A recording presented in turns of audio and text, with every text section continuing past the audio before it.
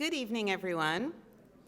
I'm Nellie Szilagyi-Benedek, Deputy Director for Education and Programs at the Jewish Museum, and I'm pleased to welcome you to our Directors Talk series, in which our director, James Snyder, is in conversation with artists, writers, and other cultural figures around issues relating to this complex moment in time.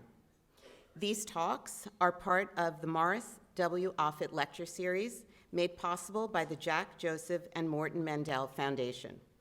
We are extremely grateful for the support. To provide you with a bit of background, after the tragic events of October 7th, we at the Jewish Museum felt it was important to think about our role as an art museum and how we could be responsive and engage with our community in a meaningful way. What we came up with is an action plan that includes installations of relevant works of art, special sessions for our staff, and public programs like this one, providing the space for creative thinkers to talk about their work and the issue at hand, to look at the world from a cultural and a social perspective. With that in mind, I'd like to introduce our director, James Snyder, and Ruby Namdar. Ruby Namdar is the author of Chaviv, which won the Ministry of Culture's Award for Best First Publication, and the novel The Ruined House, which is a winner of the Sapir Prize, Israel's most prestigious literary award. In The Ruined House, ancient rituals, sights, and smells infuse themselves into the contemporary protagonist's lived experiences. And that terrifying collision of past and present results in a kind of madness that has an uncanny resonance with the nightmarish situation we find ourselves in today. Our aim with this evening's program, and the talks that follow, is to share ideas and prompt dialogue. To that end, I would like to remind everyone that this is a space for civil discourse and mutual respect, and to keep that in mind as you listen to our speakers. And now, I'd like to ask everyone to please silence your cell phones. I'll give you a moment to do that. And join me in welcoming our speakers, James Snyder and Ruby Namdar.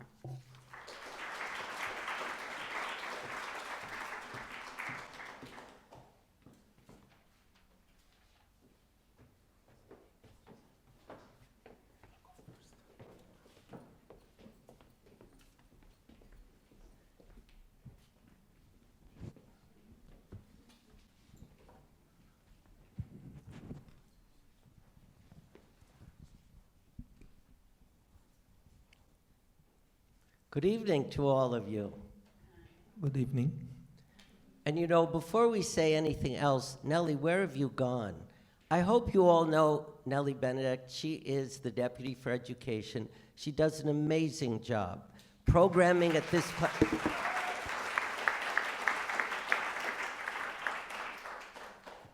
without even thinking about October 7th, programming at this place is really pretty extraordinary. And Nellie has a huge amount to do with that. So Nellie, we've all already just clapped for you, but I also personally want to thank you. So Nellie described this as our series of artist talks, directors talks, and this is the first. This is the beginning of the series. And Nellie also said a bit about why we're doing this series. Really, in a way, October 7 had quite a lot to do with it. October 7 was a life-changing moment. For many of us, I'm not comparing it with 9/11, but I'm mentioning 9/11 because we all remember that moment, and there's this notion of before and after. And that's what we are relating to now. And, you know, for me, the start of my tenure here was on November 1st. And you know, my professional trajectory was from MoMA to the Israel Museum in Jerusalem and to here. And my life at MoMA was all about modernism. It was all about 1850 and what happened in 1850 that allowed for the invention of a new vocabulary of modernism, which was and is a trajectory that continues today. And then I went to Jerusalem and discovered 1.5 million years under the platform of 1850. And I got to learn about the notion of how all things connect across time and around the world, from 1.5 million years ago to the present. And now I've arrived here where I get to focus on the notion of what a culturally specific museum is all about, and how individual cultures wander in a global diaspora. And you know, at the Israel Museum, it was about going this way and seeing how all things did connect across time and around the world. And now it's turning it in another direction. So here at the Jewish Museum, it's about taking 3,500 years of Jewish culture wandering in the global diaspora, east to west, everywhere around the world, and thinking about and looking at the ways in which that culture resonates with all the cultures around it at any point in time and anywhere in the world. Before October 7, to speak for a moment about before, after, before for me, after COVID and in this new virtual age that we are in, a lot of thought went into what the role and responsibility of museums should be and would be in this new time. We do live in a contentious world, and the question for museums is, what is cultural diplomacy about? What is cultural activism is about? October 7 shifted that focus in a way. The Middle East became a flashpoint. The tragedy of October 7 itself and all the events that continue to unfold since that moment. And of course, this has given a new focus on what the role and responsibility of museums is about. And for us here in the Jewish Museum, you all know this. You've seen the messages that we have been sending out. And our message from the first moment was about condemning the brutality of that moment and the brutality that continues to unfold thereafter, and to call for the restoration of humanism, which is central to our being and fundamental to what museums are about, given that we're custodians of the legacy of global cultural heritage that humanism shapes and creates over time. Museums, especially for us, our Jewish Museum, all museums need now to be platforms for education and engagement. We need to be platforms for how a kind of cultural activism can be the pathway to a brighter time ahead and can serve as a kind of antidote to the political polarization that otherwise wants to overtake us. So we decided to do these talks. And this,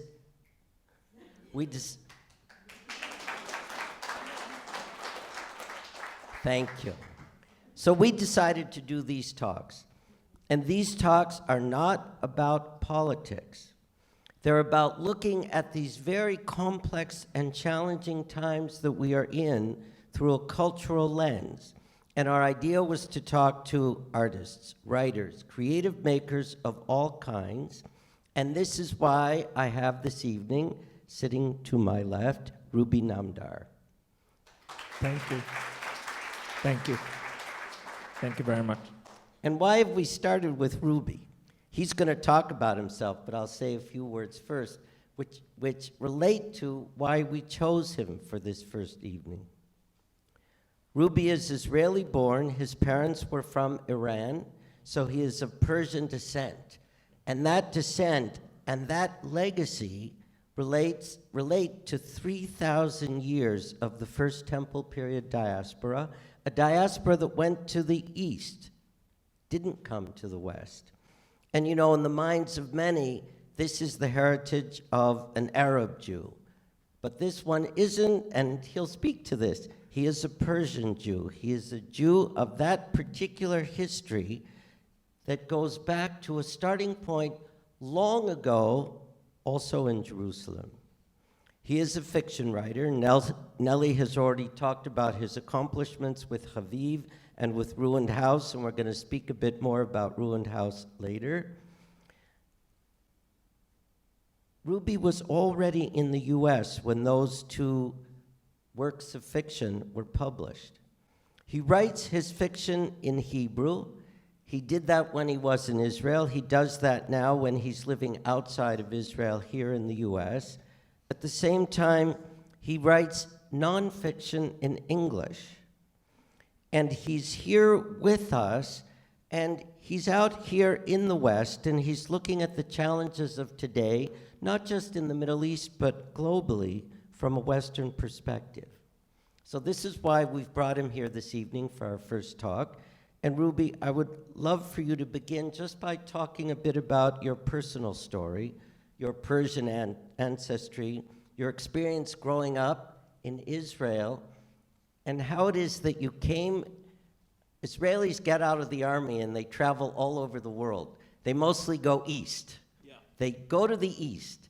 And this one, whose history is from the east, got out of the army and came for his trip to New York, I think to Queens, right? Yes. So you tell us this story with more accuracy than I. With great pleasure. So first of all, thank you, James, for this wonderful introduction. Thank you all for coming. This is a moment, a very raw moment, and I agree with you. There is a feeling that things will never be the same. We cannot really tell how exactly it's going to unfold, and I feel that we also have some agency now of how we would like them to unfold. We still have some agency. I would love to talk about it later. But I'll start with talking about myself a little and my childhood and my journey that brought me here to the Jewish Museum so many years later. So I was born in Jerusalem in 1964. My parents were both immigrants from Iran, from Persia, and not only from Persia, but from a specific place in Iran, the city of Mashhad. And I grew up with not only hearing, my parents spoke Hebrew. My father arrived in 1948 as a young pioneer. My mother came much later. They met in Jerusalem already. They spoke Hebrew between them, but I grew up speaking Persian to my grandmother. And that's why to the day when I speak Persian, I sound like a 9-year-old Jewish lady from the northeastern province of Khorasan, which is quite an experience for people who listen to me, because I really, it's funny. When I first arrived in New York, I remember in Queens, my aunts would sit me down and just speak, and everybody would laugh. I was the entertainment. I sounded like their grandmother. So I grew up between languages, between cultures. Firstborn son of an immigrant family is kind of like a lightning rod for all the sensibilities. My brother, for example, 2 years younger than I, had much less interest or linkage to his Persian roots. He never, now, later in life, he became a little more interested. But I made it my business to learn, to listen to these stories.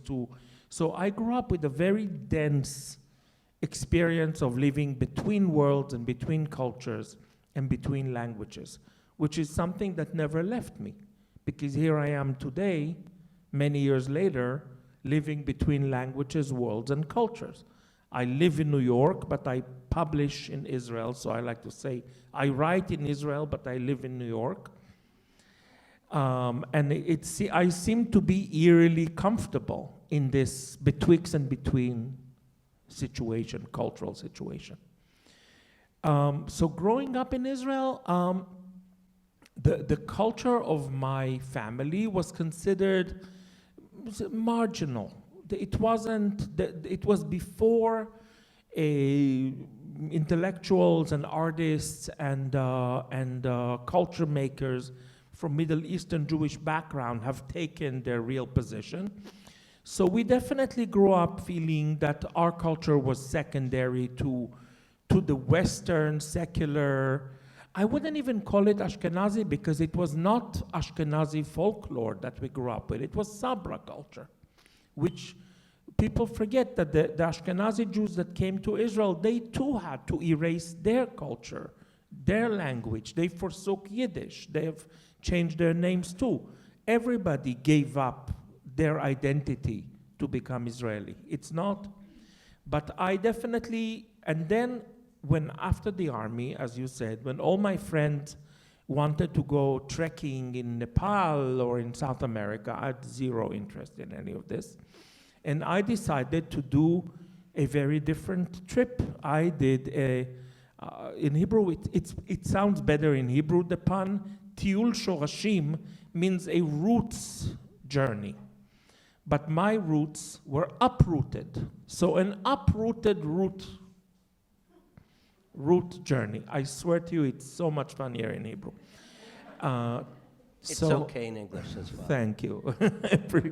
So this was a few years after the community that my parents left in Iran in order to come to Israel. Most of the community stayed in Iran. And after the revolution in 79 AD, most, I would say 99% of the community relocated to New York, in Queens, of all places. So in order to connect to my Persian roots, I had to go to Queens, New York, which is really ironic, but it tells us about the fact that abnormal is the new normal, and dislocation and moving and relocation is kind of the new being local. And that's when I actually discovered the depth of Persian and Iranian culture, the beauty of the language, the literature, and thus became a very new stage in my relationship with those roots. You know, you are a living, breathing example of what I described before as the point of the experience of the global diaspora. Mm-hmm. And you know, everything you've said so far relates to a number of questions that I want to ask. So I want to start with your medium as a creative maker, which is writing. Yes. And you know, you write in the US, you have written in Israel, you are writing from outside of Israel, but with an Israeli sensibility all the time. And when you're here, you're looking at Israel from a distance, and you're here in the US as an outsider, but in a way you're also an insider. Yes. And I think all of that connects to this notion of your bringing the global diasporatic experience into yourself. I think it's very true. Of course, none of it was planned. I was who I was.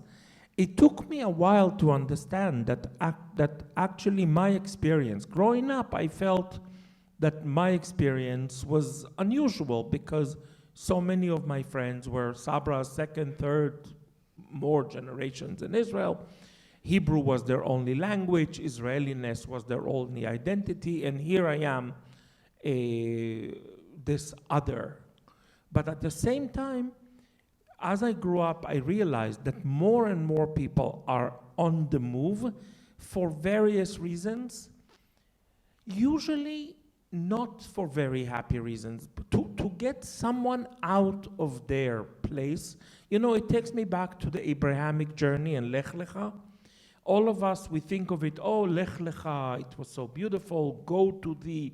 But actually, every time one leaves their homeland, there's a certain tragedy. Even for me, which is really the most cushy, the most pleasant immigration situation anyone could ever dream of is my life in New York. But there's always a certain element. Sometimes it's a very thin, very nuanced element, but for many people, it's actually a very deep element. The Israeli author, he's of Iraqi descent, Sami Michael, once said that every immigration story is a form of suicide. Now that's harsh, but it's interesting. On the other hand, more and more people who are active culturally are not in the place anymore. They belong to the world already. See, you've come exactly to this point, though, because there is this notion of embracing the experience of wandering in the global diaspora, except that for many, it's not that. Rather, it's about the refugee migration crisis, Yes. which has gone on for these several millennia, but which we're experiencing in a very particular Like and never challenging before. way now. I'm going to say something that might sound a little unpleasant, but we should say it anyway. To think of the global diaspora, in a way, is a certain privileged point of view, which of course I am very privileged, so therefore I think about it this way. And you're right, it assumes that people have made choices and that you choose to become a citizen of the world, and your spirit is like, but as you pointed out now, that's maybe 1% of the migration in the world, and the rest of the 99% are uprooted people who never wanted to leave, and for whom it was a cultural suicide to move to wherever they're moving, because when you move like this, you most of the times begin your new life at the bottom of the social ladder, without the language. And this, of course, doesn't mean only that your place in the world is diminished, but the relationship in the family, parental authority, the children become the parents. There's endless ways. And then there's the shame and the trauma of you used to be so cool in the old country, and now your own children are ashamed of you, your accent, the way you smell, the food that you serve at home. There's always a break, there's always a crack. And at the same time, it's becoming the new normal. It is becoming the new normal. And the new normal is actually changing not only how people are experiencing this themselves, but how others see that experience. Yes. And I want you to talk a bit about coming here, and as you described, you came in a very positive way. For some reason, your sensibility was about embracing your cultural heritage. Yeah. That was my first trip, and I came from a privileged place. It was, I could, because I could, and I had the permission, cultural permission to experiment and to travel, learn new languages. It was a nice experience. It was also not always easy. So between the age of 22 and 26, or 21, 25, I basically spent them living in Persian, and now that's the weirdest thing, I was a diamond dealer. And anyone who knows me knows that I'm the least shrewd person in the world, so it really was a joke, but I survived somehow. And it was fascinating. And Wait, is that fact or fiction? Aha. You should never believe authors, not once, We're going to get to that later. Always check. But that was my first incarnation here. After that, I went home, and I became who I was always meant to be. A Hebrew writer and a intellectual, and I had to exorcise that demon of that diasporic demon of, like, you have to be a wheeler, dealer, things that none of my family has ever been. And also, I feel that it was because I was raised with this imagined homeland that I've never been to Iran. Never, not once. So because it was so present in my life, and again, from my brother, much less, for example. I was the firstborn, very connected. So the closest, paradoxically, I could get was to go to Queens, New York. So I finished that part, then I went back, and my real life began as a writer, as an intellectual, I had to, it was an unfinished business that I had to finish. And also, the Iran, which is part of your being, is not Iran today. No. The Persian culture, the 3,000 years of that Persian culture Very doesn't different. exist there now. It exists away from there. exists in underground. Actually, the Iranians, as a form of resistance against this very brutal regime that's not conceived as an Iranian regime. The Iranian intellectuals, or the oppressed liberal Iranian intellectuals, called the Islamic Republic of Iran the second Arab invasion. That's a term they use.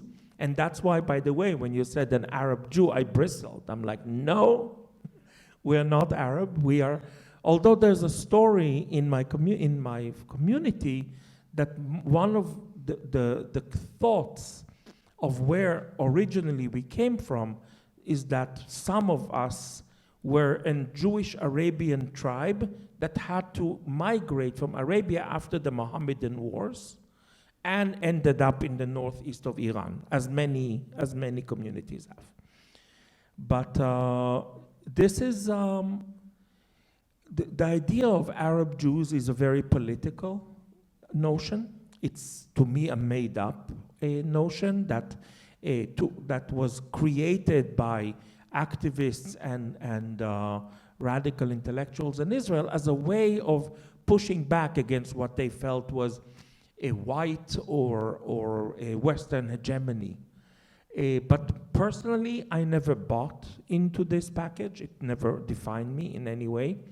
I am so connected to Jewish culture and Hebrew culture that this is my true identity. You know, Ruby and I have been discussing this for a while. Is it a push? For some, it's a pushing back. For others, it's about an embrace. Yes. We talked about Isaac and Ishmael as brothers. Yeah. Well, that's a very, like, the brothers are not having a great, they need family therapy right now. Serious family intervention. You know, I'm thinking about the Israel Museum, which we all know that, you know, you made great again after, excuse the dark joke. And I think about a certain piece that was exhibited there, which was called, I think, 90 Pages, which is a photo by Meir Gal, an Israeli photographer, artist that lives in New York, who holds a book. I'm not going to do it to this book because I like it too much, but he holds a book by a very small collection of pages. And the rest of the book is opened like a fan. So out of 500 pages, 90 pages is the history of the Jews of the Middle East. Everything else is European history. So that was his way of saying, we exist and we want to take back our heritage. And I respect it very much, but I personally I wasn't part of that militant group, never, ever. And my personal contribution to this is when I learned Persian, the real Persian, high Persian, literary Persian, I started translating classic Persian poetry, medieval, Hafiz, Khayyam, Rumi, to Hebrew, to deliver some of those amazing riches of the Iranian culture, which no one in Israel recognized because it was considered folklore rather than culture. So this was my small contribution. And we're going to get to that when we talk about what I consider to be the poetry of the ruined house. But before we go there, I want to stay with this notion of how you interpret cultures in the diaspora, whether it's the one with which you identify or one that you're only just learning to know. You know, you came here the first time on your post-army trip. You came here later. You've made your life here. You married here. Actually, Ruby's wife is in Israel now. He's going there tomorrow. But many of her cousins are here this evening. Yeah. And we appreciate that you're all here. And sister, Gail is here. Which is very nice. Wonderful. Thank you for coming.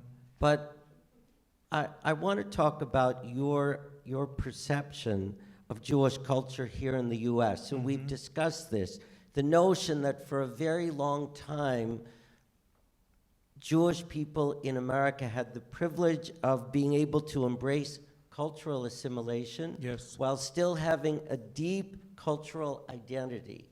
So that there was great comfort living here because you did have this sense, and it was a long-standing norm here, that you could be assimilated culturally, but that you could carry this identity deep within yourself.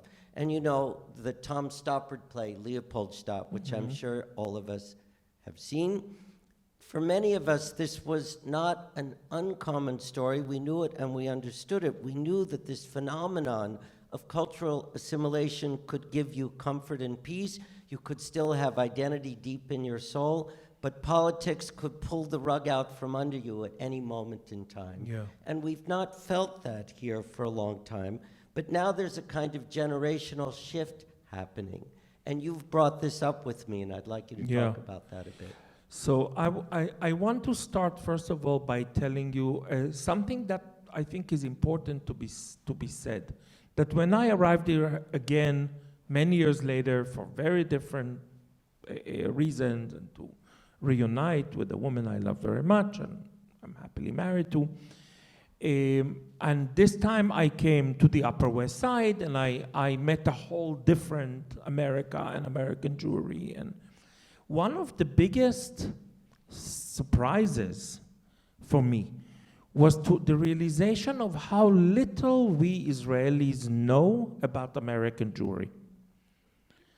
That in a funny, it's not funny, in a weird way, American Jewry is, everybody is feeling, oh, they are our best friends. At the same time, it's completely transparent for Israelis.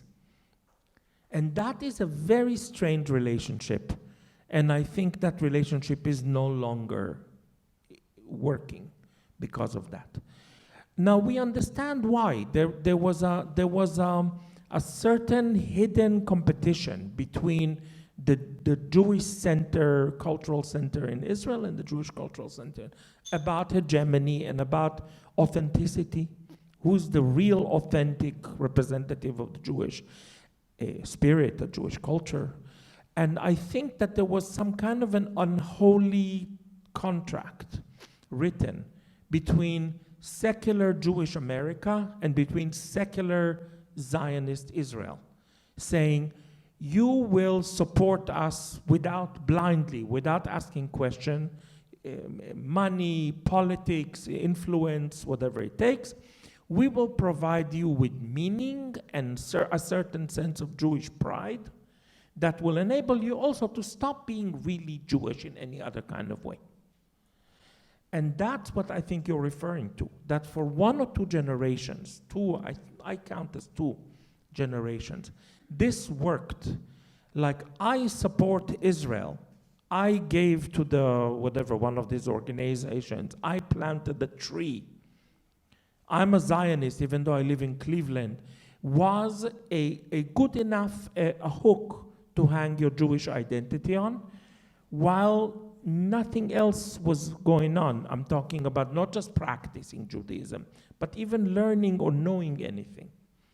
And that exploded. That bubble exploded now, and I don't think it can be repaired. Well, we're going to come exactly to that. You've anticipated my next question, but first I want to say it's more than one or two generations. It's been deep-seated here for a while, and you've just spoken. This was amazing to me.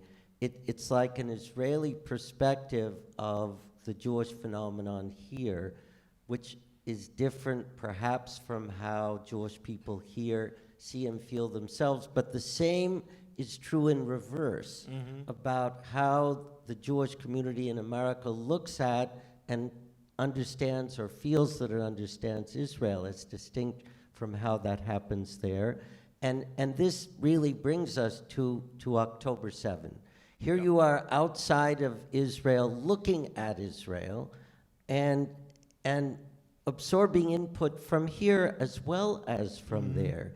And you've just described this as a kind of moment of dramatic shift. Yeah. So say more about that. I will have to speak a little about politics. I hope it's okay. Look, for me... We're not here to speak about politics. So we'll talk about culture with a political touch. It's a social and cultural lens. Yes. So through the social lens. Social and cultural lens. So many of us Israelis and Israelis living in Israel, Israelis living abroad, have been feeling very worried and alienated and shocked by what's happening to the political culture in Israel.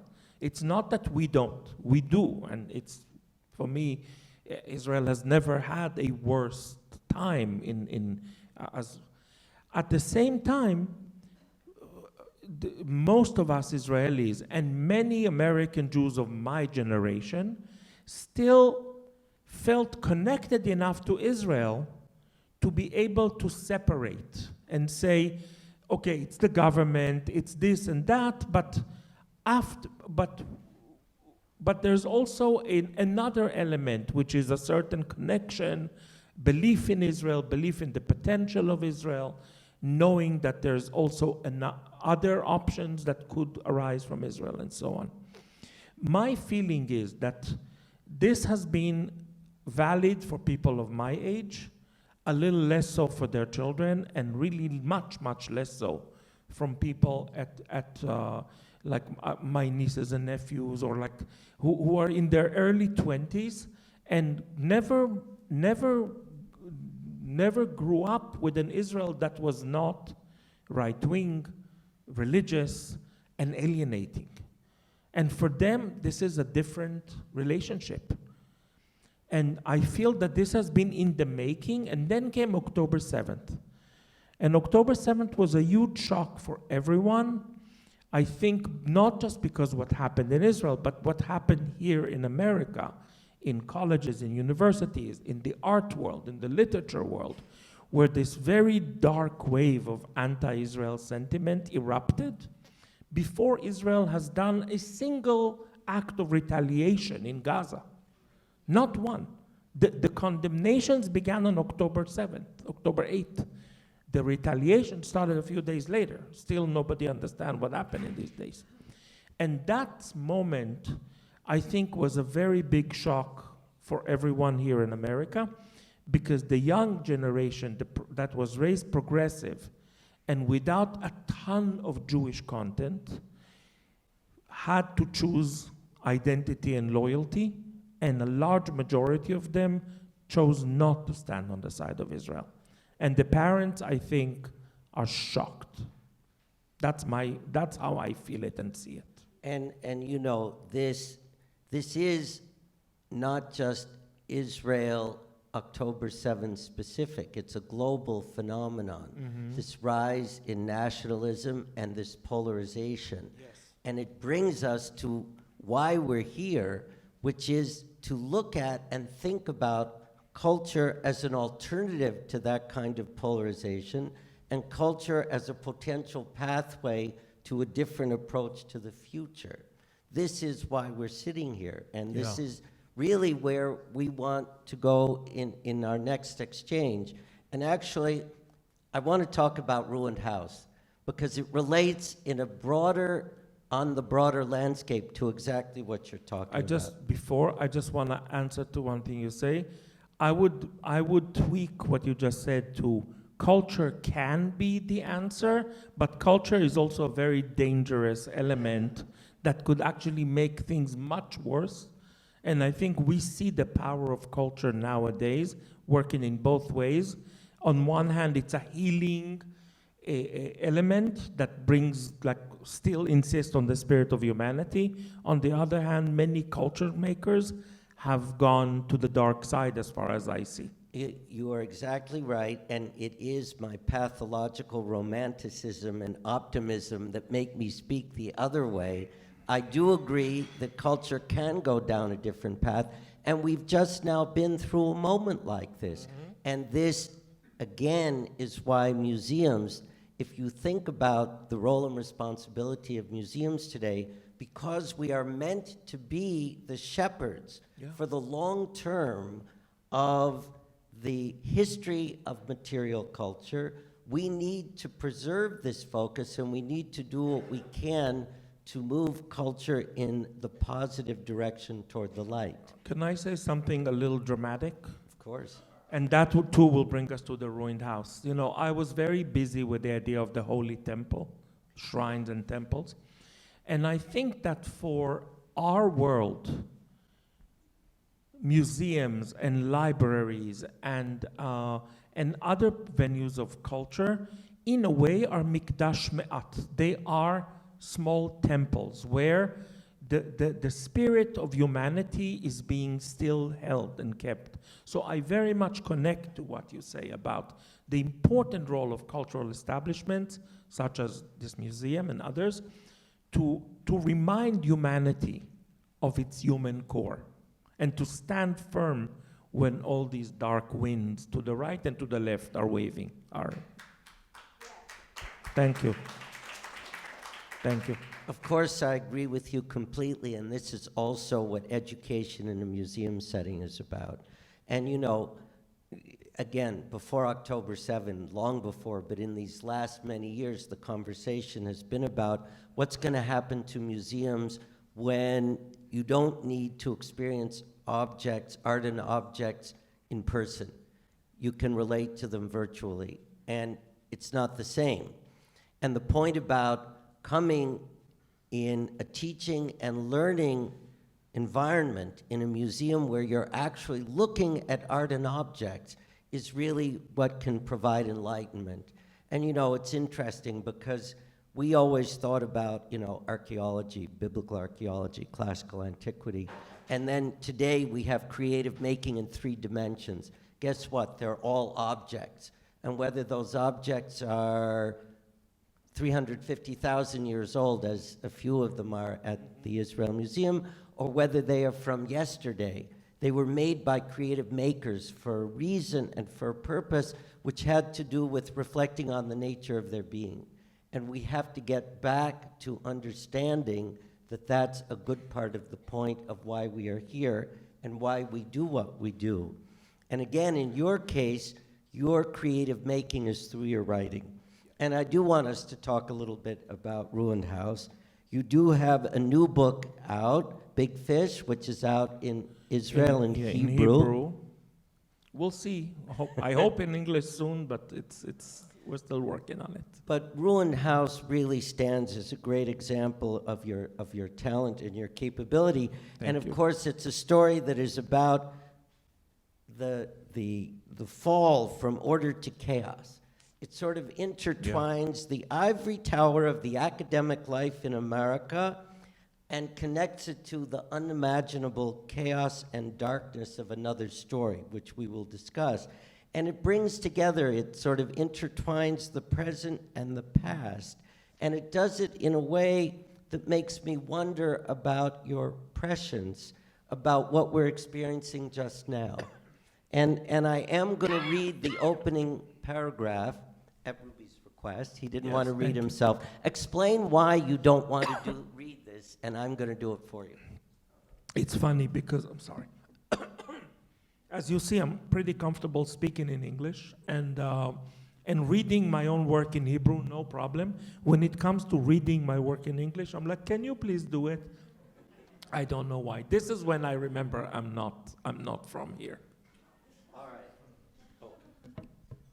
One clear morning on the 6th day of the Hebrew month of Elul, the year 5760, counting from the creation of the world, which happened to fall on Wednesday, September 6, 2000, the gates of heaven were opened upon the great city of New York, and behold, all 7 celestial spheres were revealed right above the West 4th Street subway station, layered one on top of another like the rungs of a ladder reaching skyward from the earth.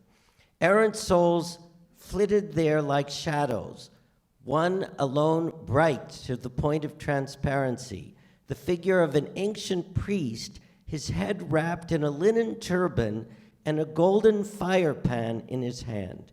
No human eye beheld this, nor did anyone grasp the enormity of the moment, a time of grace in which not a prayer would have gone unanswered.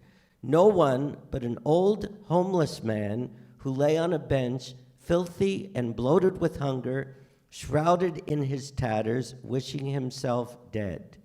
He passed instantly without pain. A blissful smile lingered on his face, the smile of a reprobate, his penance completed, granted eternal rest. Now, you know, for a romantic like me, where's my wife? Where's Tina?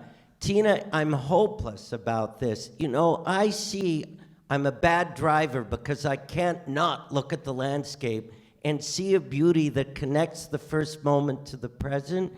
The poetry here and this intertwining of today and ancient time and the intertwining of light and darkness and the collapse to chaos, which is what this story is about, is really something amazing. And actually, all of that is why this guy is our first speaker in the series. So speak about the making Thank of you this so book. much. Thank you very much. You see, it was worth coming to America for this. So the ruined house was born in the year or two after I arrived here, and I think it was my artistic response to this new experience of America and New York, again, as I said, a very different New York than the one I met when I was younger, but also of American Jewry with all its, you know, beauty and problems and grandiosity and grandeur and crises. And so this was, as I said, we don't know much in Israel about the drama of American Jewry, while American Jewry is exposed to all of our drama all the time. So this was for me a discovery, and this was kind of my response to the discovery. Also, I want to say something about language and beauty. When I, like yourself, I'm a big romantic, and I live for beauty and for, you know, I am also a terrible driver in this way. Become, oh, look at this, oh, look at that. And I inherited from my father, who was a photographer and had an amazing eye, and really the world was a frame for him. I remember him parking the car and said, look, it was just, you learned this from someone. And I want to add one more thing, is that I feel that language is never a neutral vessel, it's not an empty vessel. Every language comes with its own kind of web of meaning. I think also memory, maybe an unconscious that comes attached to this language. I cannot prove it. That's why I use the novel as a method of discussing this, and I feel that coming to New York, equipped with my kind of Hebrew, this kind of Yerushalmi, Jerusalem Hebrew that was so saturated with the Bible and in a very secular way. I never went to a yeshiva, but we learned a lot of Bible, and I was very impressed by the language and the imagery of the Bible. To experience New York through the Hebrew lens seemed to me placing this magnificent city in the realm of the mythological cities of the past. Now that's funny, because I think New York likes to play this game, right? New York is a new city. It's not an ancient city, but it likes to play as if it's like ancient, like Rome and Jerusalem, has so much mythology, so much grandeur again in it, grandiosity, that I was smitten, you know, it was so fascinating. And when, again, if you experience New York in Hebrew, you think of Nineveh and Bavel, and you know, you just have to. And that made it almost natural for me to connect the contemporary with the past. Do you think that writing the way that you do is a path to looking to a better future? I mean, even with a story like Ruined House, and speak for a moment about how Ruined House really is about going from the top of the ivory tower to the depths. So yeah, I mean, I'm always told by my dear wife Caroline, like, always tell them the plot, and I always forget. So basically the Ruined House, for those of you who haven't read it yet, it's a story of a year in the life of a person we all know. Okay, he's like Professor Andrew Cohen, successful, elegant, good-looking a man at the prime of his life and career. He knows how to navigate his life well. He publishes in all the right places. sits in all the right boards. He knows how to navigate this world. He's what we call, ironically, happily divorced, meaning he's divorced, but he has great relationship with his family, or so he thinks, and so on. And he is a Jew, but not a very involved Jew. And during this year, all the structures of Andrew's life and mind become unraveled. And as this is happening, or it might be happening because he is beginning to be visited by a string of visions from an ancient past memory that at some point we realize these are visions from the Holy Temple in Jerusalem. Now his name is Cohen, and some people say Cohen is like the Jewish Smith. It's like but it's not. Cohen is actually not a last name. Cohen is a title. It means you're from the priestly clan. And of course, he may know it, but it means nothing to him.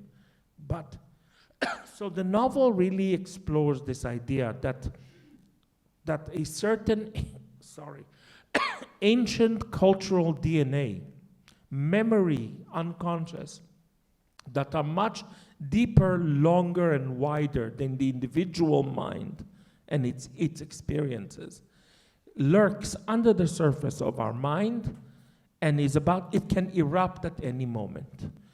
And it does erupt, and it ends in tears, of course. But it's such a good and interesting question. Do I think that this writing makes the world a better place? And I say absolutely yes, even though I don't tend to write feel-good books. I'm very drawn to the tragic arc. It's strange because anyone who knows me knows that in my everyday I'm a jovial guy, love to eat, drink, party, love conversation, laugh a lot. I'm not a dark, brooding, tragic person. But my writing is the opposite. And I feel that by actually tackling the darkness in us and by creating beauty, even if this beauty is bloody and gory and horrifying, but that seeking, that quest for truth, beauty, precision, intellectual honesty, this is humanity's hope. That's why I feel that a museum is a mikdash me'at. That's what brings me to these places. Thank you for saying that. And I want to say that in your writing, even when it is about darkness, it can be elevating, which is what you're just saying, which brings me, I have only two last questions. The first, as you hear, I'm big on the notion of cultural activism, art activism, activism through creative making. Do you feel that that is what you're doing? Is a book like this about that? Is this cultural activism?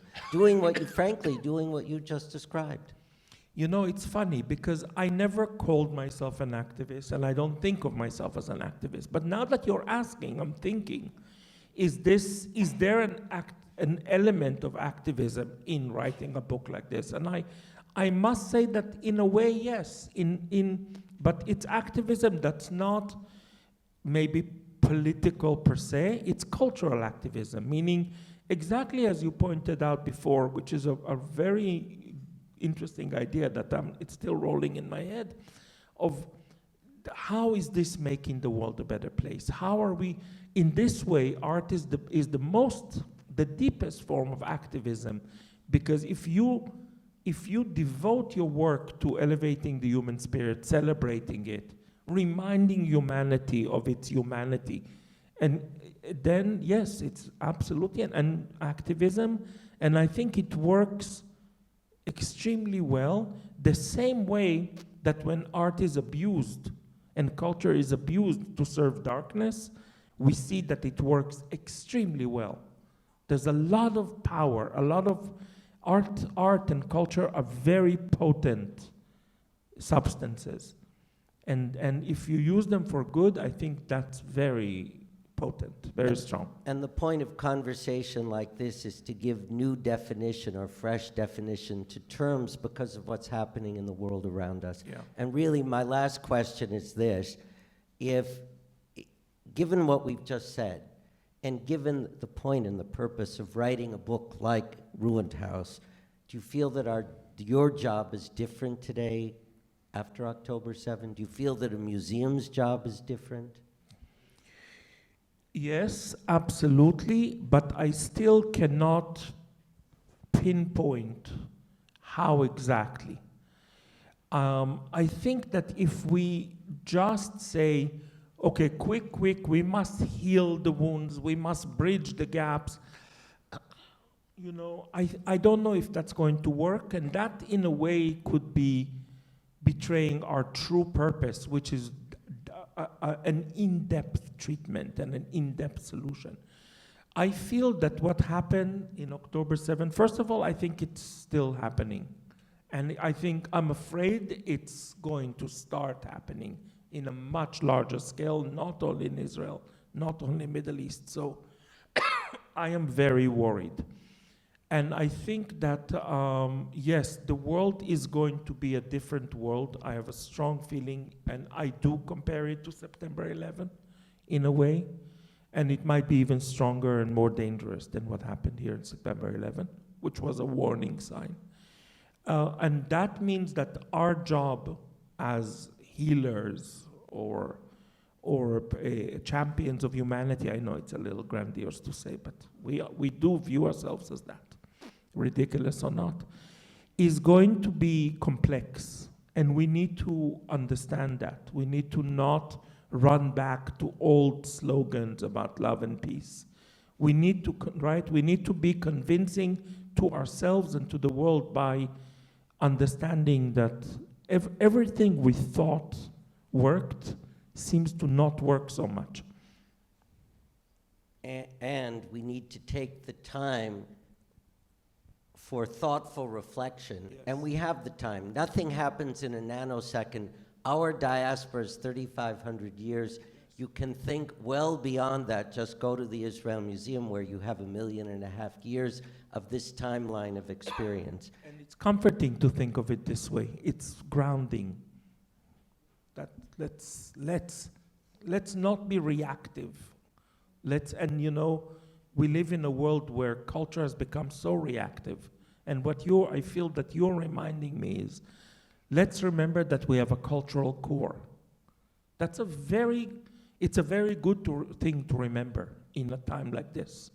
And thank you for this. Well, and you're speaking exactly to the point of calling again for the restoration of the humanism, which is the core of our beings. With that, I want to thank you for having this conversation. Thank you.